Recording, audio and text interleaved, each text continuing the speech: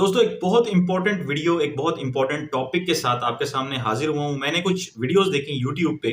और उनमें टाइटल ये दिया गया था कि गवर्नमेंट में block CNICs of smartphone loan defaulters. अच्छा, इस न्यूज को ये बना के पेश किया गया कि ये जो स्मार्टफोन पे फाइनेंसिंग एप्स हैं, माइक्रो फाइनेंसिंग लोन एप्स हैं जैसे बर वक्त उधार पैसा, और जिन पे हम काफी सारी वीडियोस आपके सामने पेश कर चुके हैं, उनमें डिफॉल्ट करने वाले या उनका लोन वापस ना करने वालों के सीएनआईसीज ब्लॉक करने के लिए गवर्नमेंट ने इंपावर कर दिया है पीटीए को, और अब उन लोगों के जो है सीएनआईसीज या पासपोर्ट्स वगैरह ब्लॉक कर दिए जाएंगे। तो ऐसी कोई खबर नहीं है, बिल्कुल एक मुख्तलिफ खबर थी, बल्कि एक अच्छी खबर थी जिसको एक नया रंग दे के पेश किया जा रहा है। जैसे कि आपको पिछली वीडियोस में मैं बताता रहा हूं इस हवाले से कि इस किस्म की कोई परेशानी या ऐसी किसी किस्म की टेंशन लेने की आपको जरूरत नहीं है कि आपके एनआईसीज को या आपके शनाख्ती कार्ड और पासपोर्ट्स वगैरह को ये कंपनीज ब्लॉक करवा सकती हैं या आपकी इमिग्रेशन के प्रोसेस के लिए मसला बन सकती हैं। तो ये जो अच्छी खबर थी जिसको ये रंग दिया गया, वो खबर बेसिकली ये थी कि गवर्नमेंट ने केयर टेकर सेटअप में वफाकी वजीर हैं डॉक्टर उमर सैफ, जो कि मिनिस्ट्री ऑफ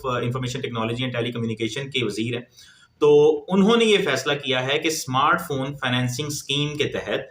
पूरे पाकिस्तान में वो लोग जो स्मार्टफोन को खरीदने की अहलियत नहीं रखते, उनको आसान शराइत पर कर्जे दिए जाएंगे। सॉरी, कर्जे नहीं दिए जाएंगे, स्मार्टफोन्स प्रोवाइड किए जाएंगे, और वो जो स्मार्टफोन्स होंगे उनकी वो इंस्टॉलमेंट की सूरत में उसको पे बैक कर सकेंगे, उसकी जो भी अमाउंट होगी। आप लोग जानते हैं कि गुज़िश्ता 3-4 सालों में स्मार्टफोन की प्राइसेस में बहुत ज़्यादा हाइक आया है, बहुत बड़ी हैं ये कीमतें। तो इसलिए एक बहुत बड़ा तबका है जो कि नए मॉडल्स को, या अगर उनके मोबाइल उन्होंने कभी परचेज ही नहीं किया स्मार्टफोन, या किया है ख़राब हो गया तो वो नया मोबाइल नहीं परचेज कर सके, उन लोगों को फैसिलिटेट करने के लिए सरकारी सतह पर इस स्कीम का इजरा किया जा रहा है, और इस हवाले से पॉलिसी अभी तश्कील के मराहिल में है। तो इस जो ये स्मार्टफोन फाइनेंसिंग स्कीम है, इसके तहत जो लोग लोन लेंगे या स्मार्टफोन लेंगे, वो अगर डिफॉल्ट करते हैं, मतलब 50,000 रुपए का मोबाइल है, उसकी 10 किस्तें बनती हैं 5-5 हजार रुपए की, और वो अगले 10 माह में उन्होंने पे करनी है, और वो पे नहीं करते, उस सूरत में ये गवर्नमेंट जो है वो पॉलिसी तश्कील दे रही है कि ये लोग एक प्रॉपर रेगुलेटरी फ्रेमवर्क बनाएंगे जिसमें पीटीए को एम्पावर किया जाएगा कि ऐसे लोगों के एनआईसीज को ब्लॉक कर दिया जाए। ठीक है, तो इससे पहले ये जितनी भी लोन एप्स काम करती है ना, जैसे कि बर वक्त उधार पैसा या इस तरह की मिलती जुलती दूसरी जितनी भी फ्रॉड लोन एप्स हैं, उनका कोई ऐसी एम्पावरमेंट, कोई अथॉरिटी उनकी वो कतई तौर पे ऐसा कुछ उनके पास ऐसा कोई इख्तियार नहीं है कि वो लोगों के सीएनआईसीज और पासपोर्ट्स को ब्लॉक कर सकें। ये एक प्रॉपर गवर्नमेंट के इनिशिएटिव के तहत ये एक प्रोग्राम स्टार्ट किया जाएगा, और इस प्रोग्राम के तहत जो लोग मोबाइल ले लेंगे उसको वापस नहीं करेंगे, यानी कि स्मार्टफोन फाइनेंसिंग स्कीम के तहत जो लोग मोबाइल लेंगे और उसकी किस्तें वक्त पर अदा नहीं करेंगे, वो अगर डिफॉल्ट होते हैं तो उन लोगों के सीएनआईसीज को ब्लॉक करने के लिए गवर्नमेंट एम्पावर करेगी पीटीए को, यानी कि पाकिस्तान टेलीकम्युनिकेशन अथॉरिटी को, कि वो ऐसे लोगों के एनआईसीज को ब्लॉक कर दें। तो ये तो इसलिए मैं कह रहा हूं कि ये एक अच्छी खबर है, खासतौर पे वो लोग जो मोबाइल पे किसी किस्म का कोई काम करना चाहते हैं, या उनके बिजनेस की कोई रेलिवेंस है, या उसके अलावा कोई भी ई कॉमर्स से रिलेटेड, फ्रीलांसिंग से रिलेटेड ऐसी एक्टिविटीज हैं जो बच्चे या खवातीन या वो लोग जो अफोर्ड नहीं कर सकते मोबाइल फोन या लैपटॉप, वो करना चाहते हैं काम, लेकिन मोबाइल की एक्सेस उनके लिए मसला बन चुकी है। तो ये उनके लिए एक बहुत अच्छी खबर है कि आने वाले वक्त में 2-4 माह के अंदर अंदर अगर ये पॉलिसी मुकम्मल हो जाती है तो फिर गवर्नमेंट की जानिब से ऐसे लोगों को स्मार्टफोन्स प्रोवाइड किए जाएंगे। जाहिर है प्रॉपर मैकेनिज्म बनाया जाएगा, जैसे कर्जे दिए जाते हैं उसी तरह का एक प्रॉपर सिस्टम बनेगा। आप अप्लाई करेंगे, आपकी एप्लीकेशन को इवैल्यूएट किया जाएगा, और फिर उसके बाद आप इस स्कीम के तहत मोबाइल फोन हासिल कर सकेंगे, स्मार्टफोन हासिल कर सकेंगे। अभी डॉक्टर उमर सैफ के मुताबिक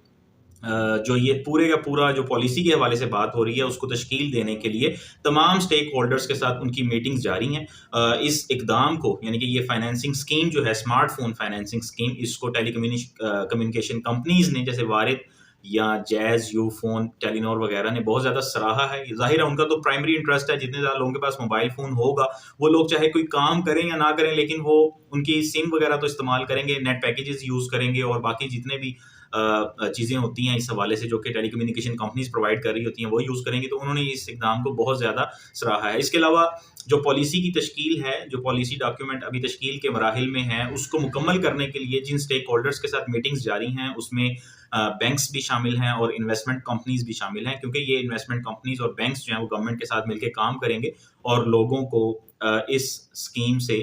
फायदा पहुंचाया जाए। इस मामले में डॉक्टर उमर सैफ का यह भी कहना था कि इस इकदाम से ई कॉमर्स, खासतौर पे जो ऑनलाइन सेलिंग है, चाहे प्रोडक्ट की सेलिंग है चाहे सर्विसेज की सेलिंग है, उस डोमेन में बहुत ज़्यादा लोगों को हम फैसिलिटेट कर सकेंगे। उसके अलावा मोबाइल फ़ोन जब ज़्यादा से ज़्यादा लोग यहाँ पर, ज़ाहिर है मोबाइल फ़ोन यहाँ मैन्युफैक्चर होने के भी चांसेस बढ़ सकते हैं। हो सकता है कि जब यहाँ डिमांड बढ़ जाए तो जो कंपनीज पाकिस्तान से मूव कर चुकी हैं वो वापस यहाँ पे आके मोबाइल फ़ोन मैन्युफैक्चर करें। और इसके साथ-साथ उन्होंने ये खुशखबरी भी दी है कि अफ्रीकन मुल्क रवांडा के एक वफ़्द ने उनसे इसी मीटिंग में मुलाकात की, जिसमें उन्होंने ये सारी पॉलिसी और ये सारे जो मामलात हैं वो डिस्क्लोज़ किए। और उसमें उन्होंने कहा कि वो लोकल जो मैन्युफैक्चरर्स हैं मोबाइल फ़ोन या स्मार्टफ़ोन्स के, उनके मोबाइल्स को वो वेलकम करते हैं कि वो लोग अपने मोबाइल फ़ोन एक्सपोर्ट करें अफ्रीका के ममालिक में। तो इस लिहाज से मैन्युफैक्चरिंग इंडस्ट्री के लिए भी कुछ अच्छी खबरें हैं। डॉक्टर उमर सैफ जो हैं वो गुज़िश्ता टेन्योर में भी, जब नून लीग की गवर्नमेंट थी, उस वक्त वो इस हवाले से काफ़ी डिजिटल प्लेटफॉर्म्स के हवाले से भी, जैसे फ्रीलांसिंग या ई कॉमर्स और इसी तरह से इंफॉर्मेशन टेक्नोलॉजी के हवाले से भी मुख्तलिफ चीज़ों के मामले में बहुत सारे इनिशिएटिव्स उन्होंने लिए,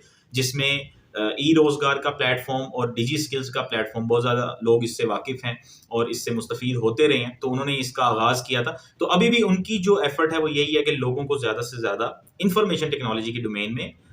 उनको फ़ायदा पहुंचाया जा सके। और ज़ाहिर है कि जब लोग अगर प्रोडक्टिविटी शो करते हैं और ऐसी चीज़ों का अच्छा इस्तेमाल करते हैं तो इसका मुल्क की जो कलेक्टिव एक इकॉनमी है उसके ऊपर भी मुस्बत तासुर पड़ता है। तो इस हवाले से आपको परेशान होने की ज़रूरत बिल्कुल नहीं है कि जी स्मार्टफ़ोन लोन शायद वो बर वक्त वाला लोन है या स्मार्ट कर्जा वाला लोन है, या वो जितनी भी एप्लीकेशंस थी, जितनी भी फ्रॉड लोन ऐप्स थी जिनको ब्लॉक या बंद किया गया है, तो उनके लोन की ये बात नहीं हो रही। ये अभी स्कीम एक मुतारिफ करवाई जाएगी, उसके तहत लोगों को कर्जा या मोबाइल फ़ोन डिवाइस उनको प्रोवाइड की जाएगी। फिर वो अगर उसमें डिफ़ॉल्ट करते हैं तो उसमें ये चांसेस हैं कि उनके एनआईसीज़ को ब्लॉक किया जाए।